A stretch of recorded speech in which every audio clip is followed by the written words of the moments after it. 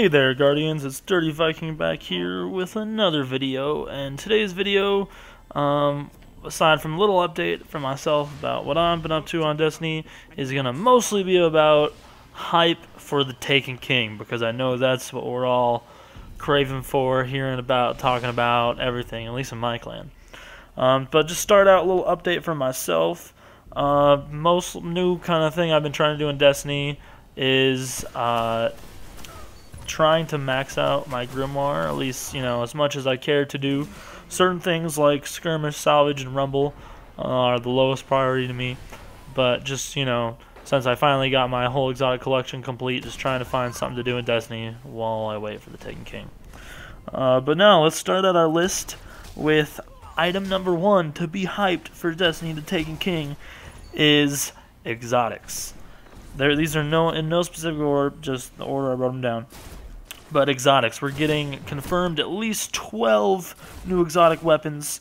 So with across the new proposed weapon classes, we'll probably get at least 2 of each weapon type. Maybe we'll get a primary equipable sidearm. That's what I'm excited for. Who knows? We're also getting at least 6 exotics per class. So 6 for the Warlock, 6 for the Titan, 6 for the Hunter. Maybe we'll finally get some more block boots. Hopefully not 2 in this update, because that I feel like kind of be a waste. But that's our article number 1. Number 2 is Crucible marks and Vanguard marks are going to be combined in new legendary marks.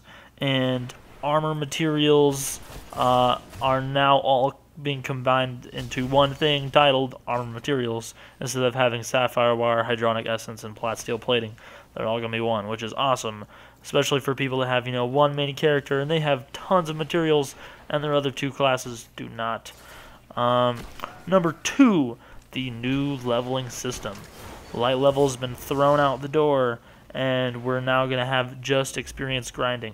So it's still yet to be seen if we're going to all start out at 34, or we're going to have to grind up from 20, or if we can, they said we can level up 1 character to the new Taken King minimum level. So if we, we're going to have to grind the other 2 up, what's the case is. But the new level cap is 40.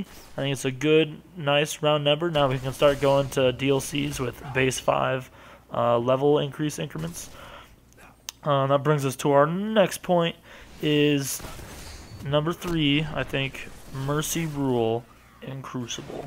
So Mercy Rule will basically stop you from going into those Crucible games where the other team is winning, 10,000 to 2,000, and they all keep leaving, and you get matchmaked in, and you just get wrecked by guys with heavy, guys with supers.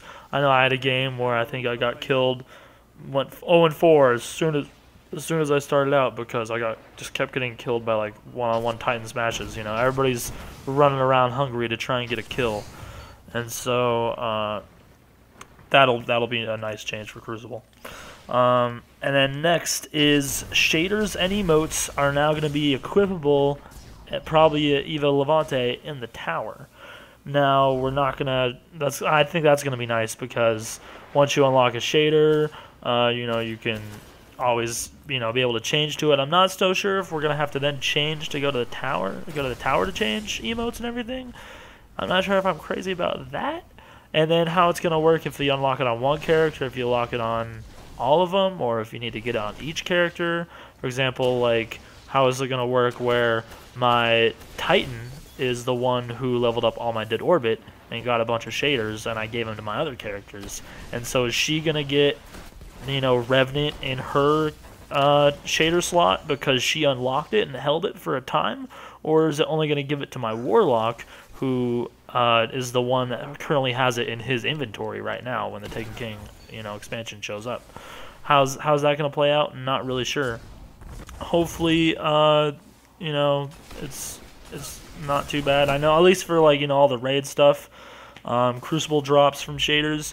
Those repeats, they're not going to be cluttering up your postmaster. That's going to be nice at the very least. So I'm looking forward to seeing what they're going to do. And to add on to that, then we're going to have equipable emotes have their own slot in your inventory. So that's probably going to be with the the cosmetic collector's edition pack, or the $20 add-on that gives you those extra class emotes if you can equip them there. I'm not really sure how it's gonna work, if like it'll change your dancing, or like you'll have to hit like a D-pad combo, or like, you know, use the touchpad or something to activate those extra emotes instead of, you know, the default ones. But yeah, next point is Dinklebot is no more. Peter Dinklage we knew for a while, isn't going to be ghost acting the voice anymore, or voice acting the ghost anymore. You know, since he wasn't on House of Wolves or Dark the Below, and Bungie signed on Peter North, who, if that name sounds familiar, it's because he is the voice of Nathan Drake from Uncharted. So it'll be really interesting to hear him. I'm definitely going to be wanting to replay through all the story missions to get you know, that Peter North ghost experience, and then be able to hear him in the new Taken King missions. Kind of see what his spin on playing the ghost is. And then next big thing is Weapon Balance 2.0. I cannot wait. This cannot come soon enough. I don't know why they didn't just put it in the game when they announced it 2 weeks ago. But Bungie, we need Weapon Balance now. This is stupid. I know I talked about this a little bit in my last video of how frustrating this is. People have to, you know, auto rifles have been crappy for so long, and I can't wait. I love almost all of the changes in this game, or in this you know, Weapon Balance update. And even if there's a few things that, you know, I might not be crazy about, like Gallahorn doing less damage, I'm just excited. I think it's what they need to do to, you know, make weapons weaker, so the new weapons don't have to be even more OP, because no one wants more OP weapons. So I'm super excited, and I can finally play with auto rifles again. Okay, enough about that.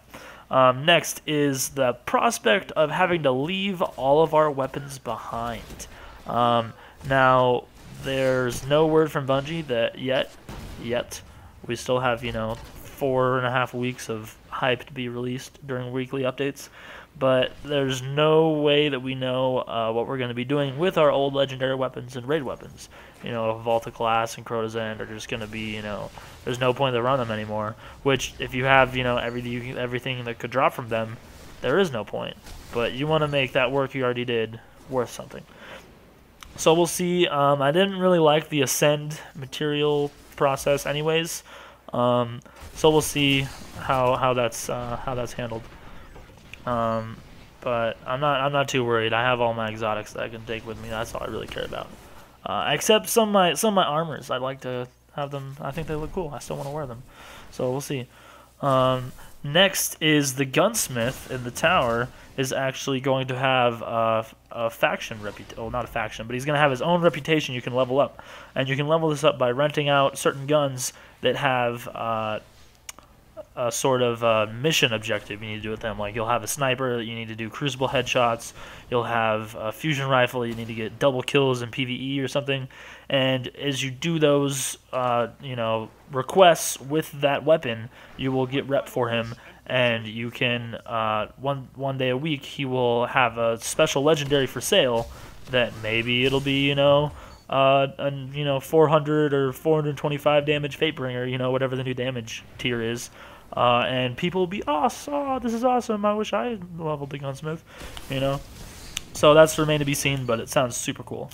And a little branch off on that is factions. You can now level up factions without having to wear the class item, which, as much as I love to rep my new monarchy, I always forget to put that armband on when I go to the Nightfall or the weekly and miss out on those 500 points, and the dirty Vanguard and Crucible get it instead, which is a little annoying. So now you can just pledge allegiance, and you will always, and you can unpledge, or, you know, repledge to a different one anytime, no penalty. But it's passive. You know, you don't need to wear your class item anymore. And then last note is going to be the new weapon types. So it said that Eris is going to help us explore a forgotten weapon type, and in a leaked video, or not leaked, but the trailer, it shows swords equipped in the heavy slot. Yes, we can maybe get swords. That's going to be awesome. And last but not least is the announced new heavy fusion rifle. And there's an exotic one that's talked about, but we may get some legendary ones too. That's all for this video. Have a good one, guys. Dirty Bike out.